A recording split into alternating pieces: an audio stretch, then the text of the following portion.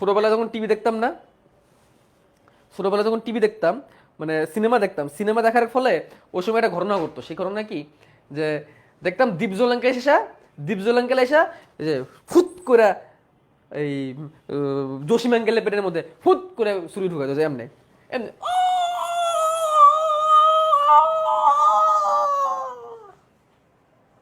ঠিক আছে, এরকম হইতো। এরপরে জসিম আঙ্কেলকে তাড়াতাড়ি করে হাসপাতালে নেওয়া হতো, রক্ত দিয়ে একদম লাল হয়ে গেছে, ঠিক আছে, রক্ত লাল হয়ে গেছে। ওকে, তারপরে অপারেশন থিয়েটারে ঢুকছে।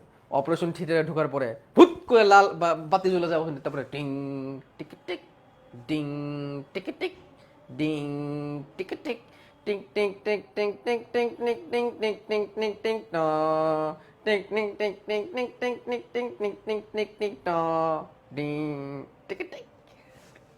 ছোটবেলার কাহিনী, ঠিক আছে, এরকম হয়। হওয়ার পর দেখি যে ছুরি কাশি চলতেছে, পেটের ভিতরে রক্ত আর রক্ত। তো এটা দেখে ছোটবেলায় কি ভাবতাম, ছোটবেলায় ভাবতাম যে পেটের ভিতরে ছুরি মরলে বোধহয় পেটের ভিতরে খালি রক্ত আর রক্ত, ব্লাড ব্যাংক, ঠিক আছে, পেটের ভিতরে মনে হয় ব্লাড ব্যাংক আছে।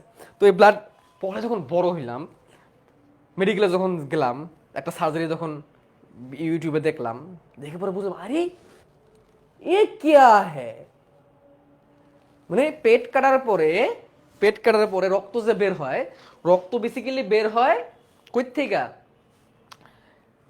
টিস্যু আছে না, টিস্যুর ফাঁকে যে রক্ত লিকেগুলো আছে, রক্ত লিকে কাটা পড়লে রক্ত বের হয়।